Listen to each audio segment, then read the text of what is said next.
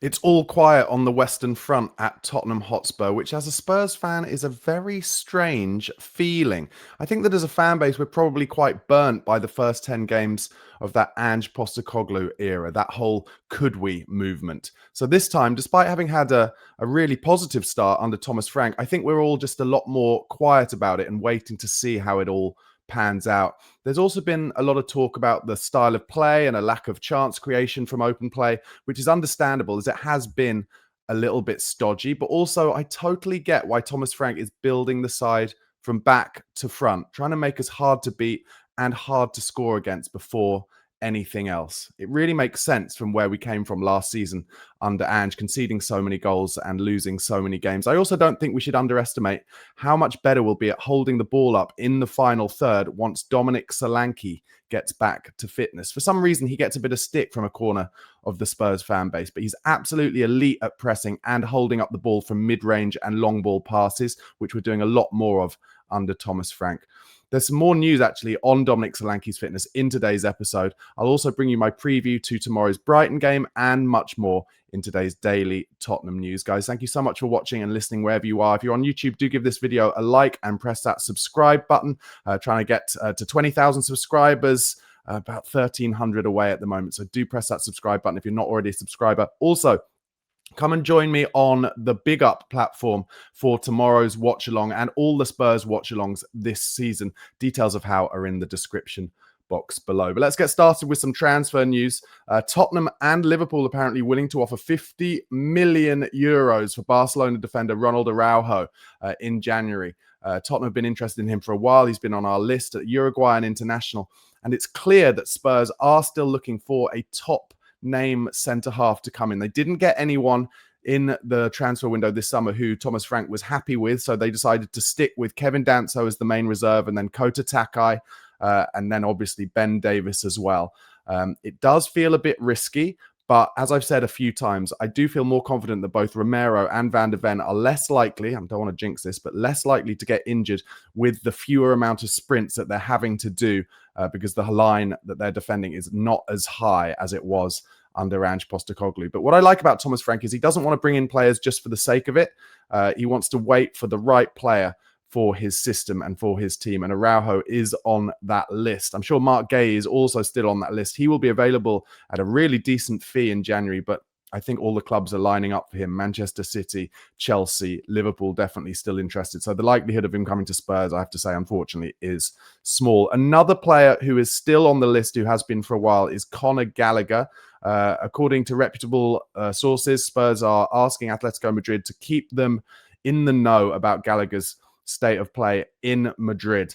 You can actually totally see Conor Gallagher playing for a Thomas Frank team. He's a real engine, up and down, proper number 8, can also play in the number 6, English international, homegrown player.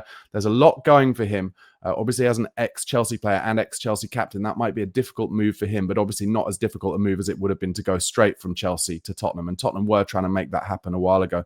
Also, a good time to mention that would be an interesting one, wouldn't it, in terms of how Vinay is able to sell the club to players. Maybe Vinay would be able to do a little bit of a softer and better job than Daniel Levy would by talking to Conor Gallagher and saying, this is the place for you, despite the fact you've played for Chelsea before. Maybe he can say to him, look, we're going to have better relationships with Chelsea within the boardroom of the two clubs. That's something that could change. Anyway, I haven't done a video since my post-match reaction after the Villarreal win. My overall thoughts, my overall more considered thoughts, I don't think they've changed a lot from just after the game, really. Can't pretend about it. It wasn't a beautiful flowing game of football, but Tottenham did what they have to do. I complained so much last season about how Tottenham would go 1-0 down during games and then the opposition would just get physical, get in our face and not allow us to play our football. Well, now we are a far more difficult proposition and we are far more likely this season to score the first goal and then do the opposite or do the thing that teams were doing to us last season, where we'll get in their face and we'll make it hard for them to score and hard for them to get a rhythm in their game. That's what we did against Villarreal. And it was a good professional performance. And in the Champions League, as we saw last night, look, Newcastle didn't get a win in their first game, although, of course, a much more difficult game against Barcelona. But still, a home game where they played really well, to be fair, and they beat PSG there a few years ago, so they would have been hoping for a good result, but they didn't get it.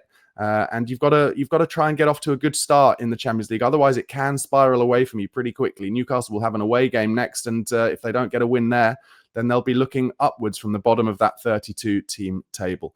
Thomas Frank said after the game, this team, these players, we will score goals. There's no doubt of that. I know we only scored an own goal today, but we will score goals. I'm not in doubt. I think the big thing was that we needed to defend better, so we worked very, very hard on structure, key principles, and recovery runs. Doing the tough job, that gives you a top opportunity to win games, and we've proven that so far. I completely agree with him. And another good example of that, I don't know if you saw it, but there are social media clips going around from the Nottingham Forest-Swansea League Cup game this week. Ange Postecoglou's first cup game in charge, and the first game in charge where he said he was trying to get his attacking principles into Nottingham Forest. And what a surprise. They scored at least one beautiful goal, a really classic Ange goal where the right-sided forward got to the byline, cut it across the back to the back post where a Brennan Johnson-esque player was, who gave it across to the middle, and they scored a beautiful goal. However, they were 2-0 up, with 20 minutes to go, and they managed to lose 3-2 in the 90. And there is a shot on social media of Swansea players on the transition with Newcastle's entire midfield, about 4 of them, chasing one Swansea player who's just got the run of the central midfield. And Thomas Frank came into Spurs and saw all of those games from last season where that was happening in every single game. Just one pass through the middle of midfield and the opposition just running at Spurs with loads of men getting forward and Spurs having loads of men desperately trying to get back. And Thomas Frank was like, that's not going to happen. We're all going to be working hard. We're all going to be recovering together, and we're going to have players in the right positions to make sure it is not that open. And we needed to do that, and we are doing that. So I'm with Thomas Frank on that. He went on to say about the Villarreal game, I think there was a spell in the second half where we decided to give the ball away every single time we had it. This is another thing I love about Thomas Frank. He talks about and he picks up the things that we all see as fans. How many managers have we had where you're like, what are you talking about in interviews and press conferences? Because you're missing out like the things that we see during the game and that we remember and that we think are kind of wild. And Thomas Frank has said this in his post-match press conference. And it was so true, wasn't it? It was so frustrating. It was like a period of 5 or 10 minutes where Romero was just trying time after time again, like these really difficult balls into Richarlison, but from his own 18-yard box. And they were just being picked off by Villarreal players. And I'm really glad that Thomas Frank was as frustrated about it as we were. He said, we gave the ball away. Let's bring it back. Oh, give it away. Let's bring it back. Of course, he went on. It's a little bit easier to sit here with a smile now because we've won. But at that level, we have to raise it, of course. And I think a little bit of that probably came from the fact that Christian Romero, time and time again during the game, was begging his midfielders to come to him to give him an option. But they weren't. And I think that's just where there's a little bit of a disconnect. Thomas Frank wants to play in this kind of 4-2-4 formation when our centre-backs have the ball. But that makes it really easy for the opposition to press those two in midfield.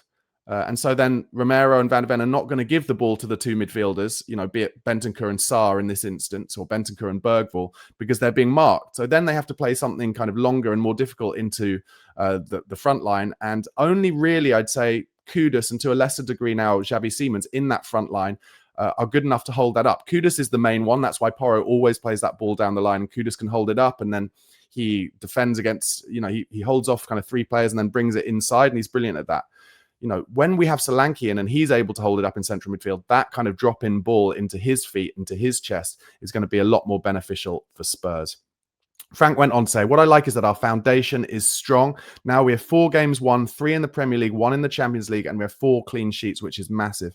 Obviously, we are building the offensive structure more and more. It is interesting, isn't it? He is saying we will score goals, but it's going to take time to build up the offensive structure. Funnily enough, throughout his 2 years, Ange Postecoglou always said, I feel like it's our forward line that's never quite clicking. It just shows how difficult at the top level it really is now against these really excellent defenders and also midfielders. And football is being played a lot more direct over the last 18 months. And therefore, you're not quite getting as many chances as the opposition are playing the ball out the back and taking risks. It's just happening a little bit less.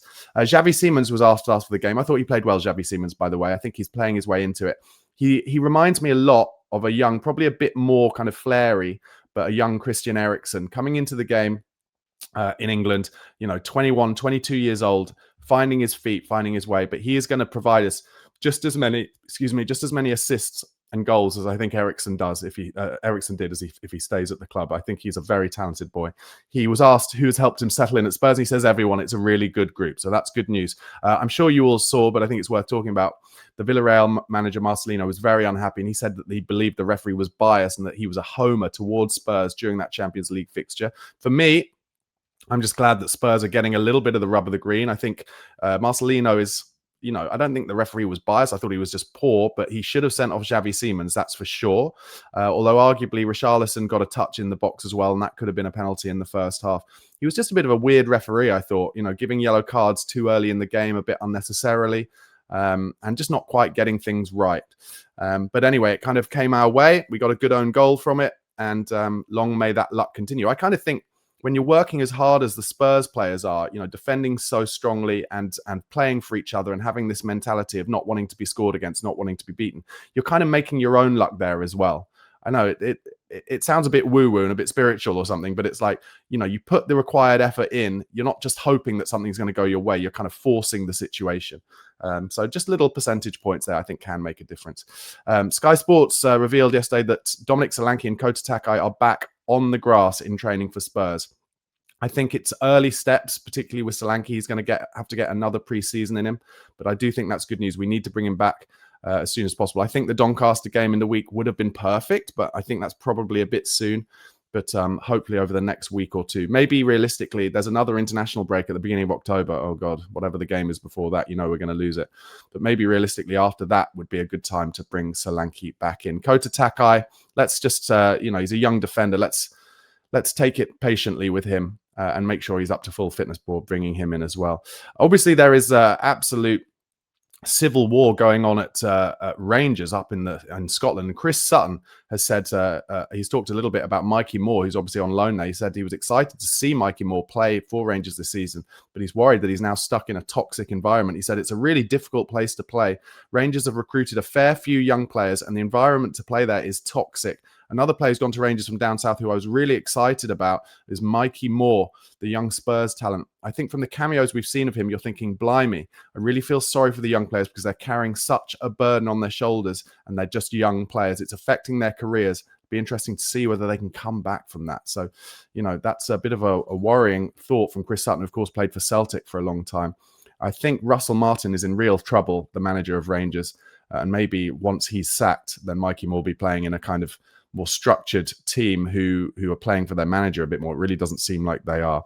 Alan Shearer was asked about Daniel Levy's departure on Amazon Prime this week. He said, I think it's probably the right time. I think Spurs fans would say thank you, but it's the right time to move on and change. All right, guys, just before I go into my brief preview of the Brighton game, once again, if you're watching this and you're not a subscriber to my channel, I'm very close to 20,000 subs. Please do press the like button on this video and subscribe for daily Tottenham news. Also, do join me on BigUp for live watch-alongs of every single Spurs game. Tomorrow, I will be doing the Brighton one on BigUp. All the details of how are in the description box below. You just have to sign up there and press join the community. All right, here's my predicted team for the Brighton game. I think it'll be very difficult tomorrow. We don't have a great recent record at the Amex, but I'm hopeful we can go there and maybe play how we did against Man City. We're going to have to take it as seriously as that and kind of hit them on the transition in a similar way. But I'm going to go for basically the team he played against Man City, except for Xavi Simons. So Vicario, Porro, Spence, Van de Ven, Romero. I'm doing this with the idea that then in the Doncaster game in the League Cup, which is at home in the week, we can then rest players in a big way and maybe make as many as 9 changes. So I'm sticking with the same back four. Then Bentancur and Palhinha as a good double pivot in front of that back four with Lucas Bergvall, who's playing brilliant football at the moment. Then Simons on the left, Kudus on the right, and Richarlison up front. Let me know in the comments what team you would pick, though, if it's different. I think we've got to go really strong and get in Brighton's faces a bit. They're going to play good football. They are. But let's try and hit them on the transition. And, of course, will be a danger from set pieces. And my predicted score, I'm going for 1-1. That's what I think the score will be. Let me know your predicted score in the comments. Finally, a lot of movement with our ex-managers this week. Obviously, Ange, like I said, lost in that cup game. I don't think Mr. Marinakis will be very patient with Ange. He said specifically he brought him in to win trophies, and that's 1 trophy possibility gone, only 2 to go realistically. And Ange is trying to get them to play attacking football. And I know they bought a lot of, young players with a different kind of style, but I did warn Nottingham Forest fans. Nuno did it brilliantly there, and they played in a very specific counter-attacking way.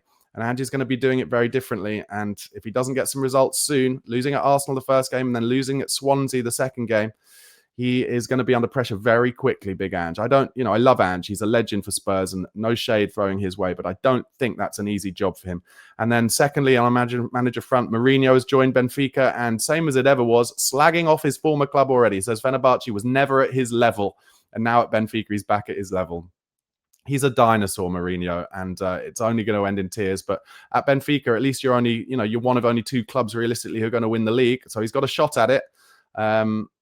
Maybe he'll win one league there. Who knows? But even if he does, I'm sure it'll all fall apart very quickly. All right, guys, thank you so much for watching and listening. Once again, please do join me on Big Up for tomorrow's watch along. Before that watch along tomorrow, I'll be live on YouTube from about 2:15 for a pre-match warm-up. So do come and join me for that as well. Joining me on Big Up is easy. Just go to the description box below in this YouTube description box, and you can see how to do it. Also, there's a daily fantasy game there where you can win big bucks. So it's really good fun to come over and Big Up. Join me on Big Up. Also, guys, just enjoy your Fridays, and of course, come on, you Spurs.